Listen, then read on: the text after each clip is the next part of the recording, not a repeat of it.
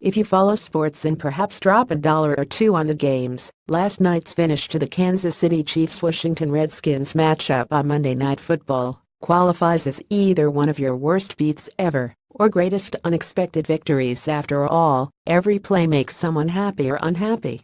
In case you didn't see it, watch below, keeping in mind the Chiefs were a 7-point favorite and the over-under total was 48. However, while losing the cover or the under or both last night thanks to a fumble return for a touchdown on a mad scramble play as time expired is sure to leave a mark, it will compound itself by bringing back scar tissue of bad beats past as well. Here are 5 moments of suffering that instantly flooded my memory bank as Justin Houston pranced into the end zone in Kansas City last night. Knicks Trailblazers, March 11, 1977. With the Knicks holding a 108,102 lead with 2 seconds left, those with money on the Knicks minus 5.5 were feeling good as the home team Knicks prepared to inbound the ball. The ball was inbounded to guard Earl Monroe, who dribbled once and put up a shot at the Portland basket. The shot dropped as time expired, and Portland was awarded 2 points in the cover.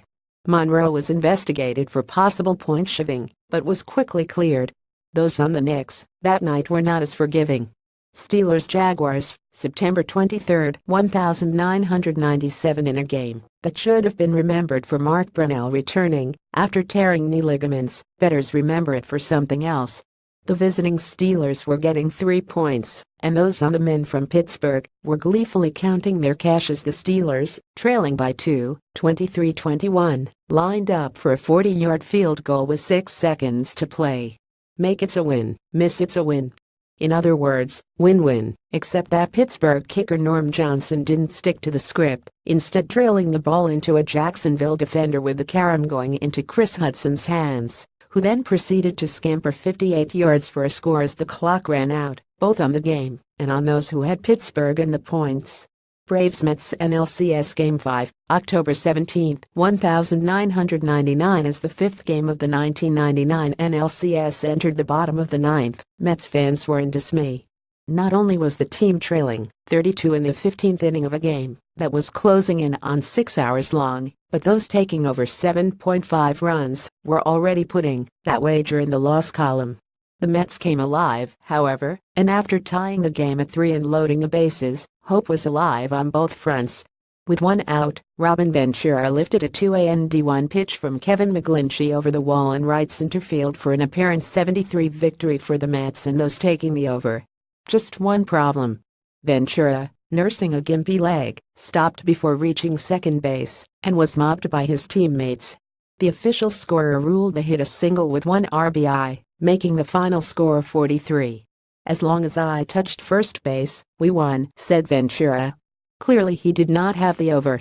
Western Kentucky Central Michigan, Bahamas Bowl, December 24, 2014. It looked like an early Christmas present for those taking Western Kentucky minus 2.5 as the Hilltoppers held a 49-14 lead entering the 4th quarter against Central Michigan. Despite a furious rally by the Chippewas, Western Kentucky still held a 49-42 lead with 3 seconds on the clock and Central Michigan on its own 24. But Central completed a pass to the Western 30, and then a trio of laterals led to a dive into the end zone. Okay, so overtime. Still a chance to win. Or not. Central went for 2 points, meaning those on the Hilltoppers had no chance either way. Those bettors took little solace in Central missing the conversion, but more likely than not, were glad they did. Knicks Grizzlies, April 8, 2017. Twitter.com/MKDNNYDUCDYSTATUS 915 quadrillion 220 trillion 997 billion 363 million 683,328. The Knicks came to Memphis as 12.5-point underdogs, enough to get some New York money on the books.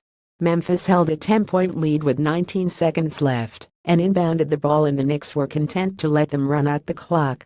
As players and coaches began leaving the court, the ball was still in the hands of rookie Wade Baldwin IV, who with less than a second on the clock chucked up a nonchalant 40-footer that dropped, pushing the winning margin to 13 and sending already depressed Knicks fans into despair.